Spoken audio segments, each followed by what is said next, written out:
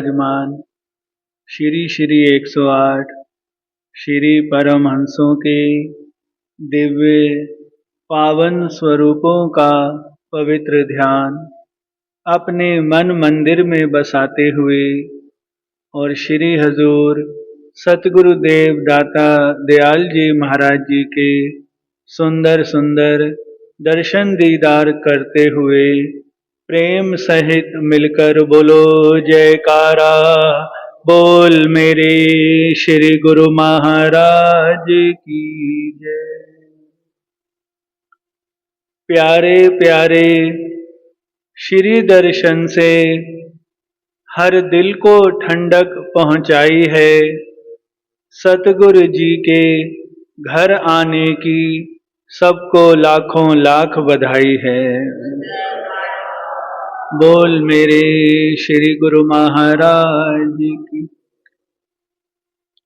प्रेमियों, जब कोई पिता किसी कार्यवश अपने घर से कहीं बाहर जाते हैं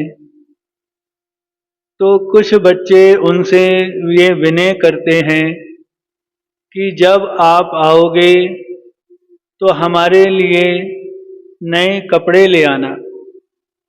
कुछ बच्चे ये कहते हैं कि हमारे लिए अच्छे अच्छे खिलौने ले आना। कुछ कहते हैं कि हमारे लिए खाने पीने की वस्तुएं ले आना। तो प्रेमियों, कुछ बच्चे ऐसे भी होते हैं जो अपने पिताजी से ये कहते हैं कि पिताजी आप जल्दी जल्दी वापस आ जाना। ठीक इसी प्रकार दुनिया चाहे कुछ भी मांगे, लेकिन हम आनंदपुर के प्रेमी जो हैं, हम श्री गुरु महाराज जी के चरणों में यही बेनती करते हैं कि स्वामी जी आप चाहे जहाँ भी हों, अपने प्रेमियों को निहाल करके आप जल्दी जल्दी वापस आना। तो हम प्रेमियों की करुण पुकार को सुनकर श्री सद्गुरुदेव महाराज जी आज हम सबके सन्मुख विराजमान हैं और अपने सुंदर सुंदर दर्शनों से हमें निहाल कर रहे हैं। बोल मेरे श्री गुरु महाराज।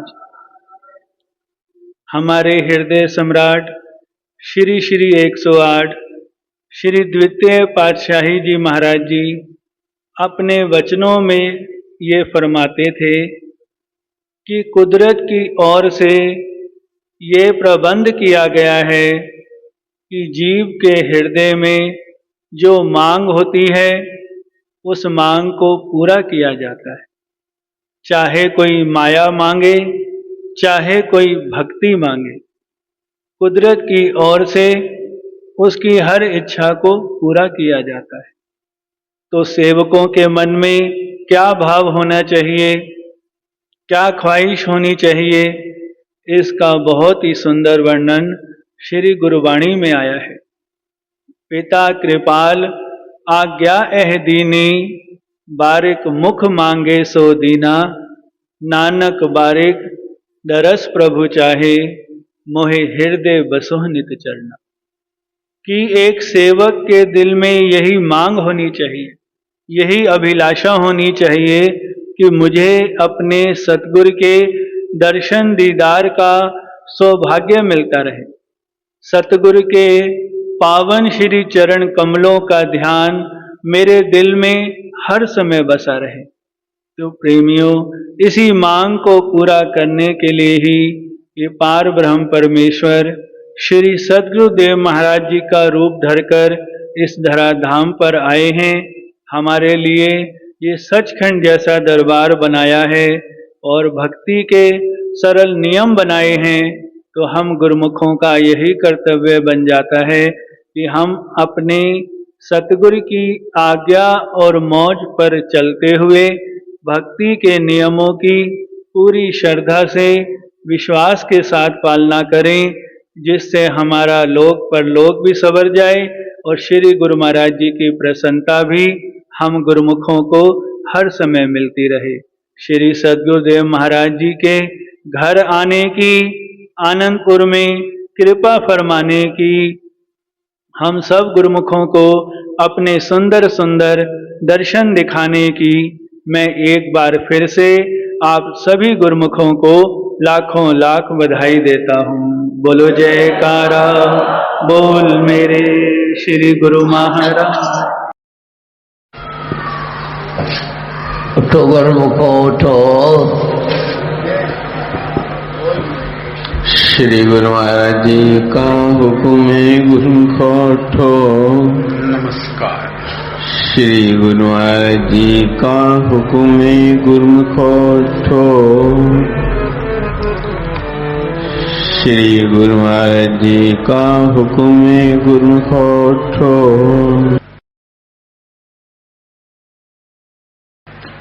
अपने सन्मुख विराजमान दिव्य श्री सिंहासन पर सुशोभित हमारे परम इष्ट देव, परम आराध्य देव श्री हजूर सतगुरु देवदाता दीन दयाल महाराज जी का परम पावन ध्यान अपने अंतर हृदय में एकाग्र करते हुए प्रेम सहित मिलकर बोलिए जयकारा, बोल मेरे श्री गुरु महाराज की जय। गुरुमुखो, ये हमारे परम इष्ट देव प्रातः स्मरणीय जगत वंदनीय श्री श्री 108 श्री परमहंस दयाल जी महाराज जी की असीम रहमत है कि जो हमारे श्री हजूर सतगुरु देवदाता दीन दयाल महाराज जी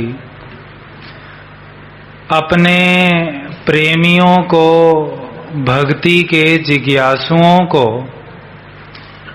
भक्ति धन प्रदान करने के लिए, उन्हें सच्ची खुशियां प्रदान करने के लिए समय समय पर स्थान स्थान पर पहुंचकर अपनी रूहों का कल्याण कर रहे हैं और गुरुमुखों के कल्याण के लिए अपने तन पर अनेकों कष्ट सहन कर रहे हैं।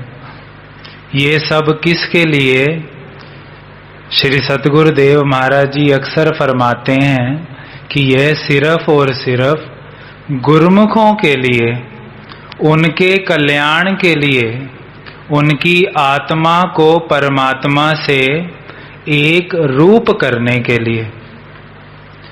अब ऐसे समय के संत महापुरुषों की चरण शरण में बैठना,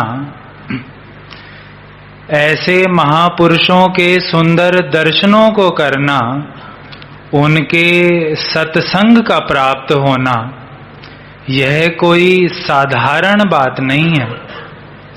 महापुरुष अपनी वाणी में वर्णन करते हैं कि जिन मस्तक भाग तिन सतगुर पाया, पूरी आशा मन तृप्ताया। वर्णन करते हैं कि जिन जीवों के भाग ऊंचे हुआ करते हैं, जिनके मस्तक पर स्वयं परम पिता परमात्मा ने लेख लिखा होता है, उन्हीं जीवों को, उन्हीं रूहों को उस निराकार परमात्मा के सगुण साकार स्वरूप समय के संत महापुरुषों की चरण शरण प्राप्त हुआ करती है। जिस प्रकार हम सभी गुरुमुखों के मस्तक पर हमारे श्री श्री 108 प्रातः स्मरणीय जगत वंदनीय श्री परमहंस दयाल जी महाराज जी ने हमारे मस्तक पर लेख लिखकर हमें अपनी शीतल सुखद छत्र छाया तो प्रदान करी ही है, और इस समय अपने छठे स्वरूप में हम सभी गुरुमुखों को अपने पावन चरण कमलों में बिठाकर अपने सुंदर श्री दर्शनों से निहाल भी कर रहे हैं। बोल मेरे श्री गुरु महाराज की। अब जो रूहें जो गुरुमुख ऐसे समय के संत महापुरुषों की चरण शरण में आ जाती हैं, या जिनको ऐसे महापुरुषों के पावन दरबार में चरण शरण प्राप्त हो जाती है, या जिन गुरुमुखों को उस दुर्दरगाही शब्द की बख्शीश मिल जाती है, तो महापुरुष उन गुरुमुखों को अपने असली लक्ष्य को हासिल करवाने की प्रेरणा देते हैं कि गुरुमुखों का असली लक्ष्य क्या है और गुरुमुख उस लक्ष्य को कैसे हासिल कर सकते हैं। हमारे प्रातः स्मरणीय जगत वंदनीय श्री श्री 108 श्री परमहंस अवतार श्री पंचम पातशाही जी महाराज जी ने एक बार अपने पावन वचनों में फरमाया कि जिस प्रकार संसार में अगर कोई व्यक्ति रहता है तो उसके अंतर हृदय में कोई ना कोई ध्येय होता है, कोई ना कोई मिशन होता है, कोई ना कोई लक्ष्य होता है। हम सब गुरुमुख जन भी जब संसार में रहते हैं तो हम स्वयं अनुभव करते हैं कि जो बाहर संसार में लोगों के अंदर क्या भावना होती है कि मुझे इंजीनियर बनना है, मुझे सीए बनना है, मुझे बिजनेसमैन बनना है, या मुझे एक प्रतिष्ठित व्यक्ति बनना है। अब उस लक्ष्य को हासिल करने के लिए वह व्यक्ति दिन रात प्रयत्न करता है, सुख दुख सहन करता है और सब कुछ सहन करते हुए अपने लक्ष्य को एक ना एक दिन हासिल कर लेता है। श्री सतगुरुदेव महाराज जी ने फरमाया कि ऐसे ही गुरुमुखों का भी एक मिशन है, गुरुमुखों का भी एक लक्ष्य है, गुरुमुखों का भी एक ध्येय है। वो क्या है? श्री गुरु महाराज जी ने फरमाया गुरुमुख बनना। कि गुरुमुखों को यह ख्याल होना चाहिए कि हम श्री गुरु महाराज जी के दरबार के श्री सतगुरुदेव महाराज जी के गुरुमुख हैं। अब गुरुमुख कैसे बना जाता है या गुरुमुख कौन होता है? हमारे श्री सतगुरुदेव महाराज जी, श्री हजूर सतगुरुदेव महाराज जी भी अक्सर अपने पावन वचनों में फरमाते हैं कि गुरुमुख गुरुचितवत रहे, जैसे मणि भुवंग एक पलक बिसरे नहीं, ये गुरुमुख को अंग। कि गुरुमुखों को इस संसार में कैसे रहना चाहिए? महापुरुष फरमाते हैं कि वो सर्प की तरह रहना चाहिए। कि जिस प्रकार जो मणि वाला सांप होता है, वह चाहे परिस्थितियां अनुकूल हों या प्रतिकूल हों, वह अपना ध्यान अपने मस्तक पर रखी हुई मणि से कभी हटने नहीं देता। इसी प्रकार महापुरुष हमें फरमाते हैं कि गुरुमुख जन भी जब इस संसार में रहें, इस संसार के कार्य व्यवहार करें, कर्तव्य निभाएं, लेकिन अपने श्री गुरु महाराज जी की आज्ञा को हर समय सम्मुख रखें। अपने गुरुमुख बनने के लक्ष्य को हमेशा सामने रखें।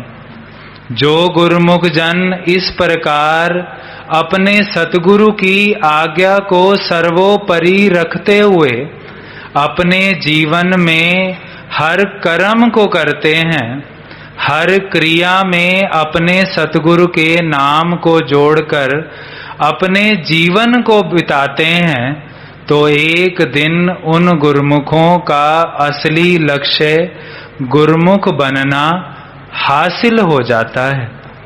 तो गुरुमुखों, ये महापुरुषों की असीम रहमत है कि हमें ऐसे महापुरुष मिले हुए हैं, ऐसे समय के संत महापुरुषों का दरबार मिला हुआ है जहाँ पर हमें अपनी आत्मा के कल्याण का उपाय बताया जाता है। हम अपनी आत्मा को उस परम पिता परमात्मा के साथ कैसे मिलाते हैं, ये दिन रात हमें प्रेरणा दी जा रही है। अब हमारा यह ही कर्तव्य है कि जो महापुरुषों ने हम गुरुमुखों के कल्याण के लिए, हमारे लक्ष्य को हासिल करवाने के लिए जो भक्ति के 5 नियम बनाए हैं, श्री आरती, पूजा, सत्संग, सेवा, सुमिरन और दर्शन ध्यान, हम गुरुमुख जन उन नियमों की पालना नित्य प्रति और निरंतर करते चलें और अपने श्री सतगुरुदेव महाराज जी की प्रसन्नता को पूर्ण रूप से प्राप्त करें। बोलो जयकारा बोल मेरे श्री गुरु महाराज की जय। सौभाग्यशाली गुरुमुखों, सत्संग सभी गुरुमुखों को अच्छा लग रहा है, हम ऐसी आशा करते हैं। दिव्य और सत्संग सुनने के लिए इस चैनल को गुरुमुख जनता का अवश्य शेयर करें ताकि वह भी घर बैठे बैठे सत्संग का लाभ प्राप्त कर सके। सौभाग्यशाली गुरुमुखों, दिव्य सत्संग श्री आनंदपुर धाम से श्री गुरु महाराज जी की दिव्य हजूरी में हुआ है। तो आप सब गुरुमुखों को ऐसा ज़रूर लगता होगा कि हम श्री आनंदपुर धाम में बैठकर श्री गुरु महाराज जी के श्री चरण कमलों में बैठकर इस दिव्य सत्संग का लाभ प्राप्त कर रहे हैं। ये सब श्री गुरु महाराज जी की दिव्य लीला है। हम सब सौभाग्यशाली गुरुमुखों का सौभाग्य है जो हमें घर बैठे दिव्य सत्संग का लाभ मिल रहा है। बोलो जयकारा बोल मेरे श्री गुरु महाराज जी की जय। हम जैसे गुरुमुखों को जैसा लाभ मिल रहा है वैसे और भी गुरुमुखों को लाभ मिले, तो इसके लिए आप सभी गुरुमुख जन इस सत्संग को गुरुमुख जन तक अवश्य शेयर करें। बोलो जयकारा।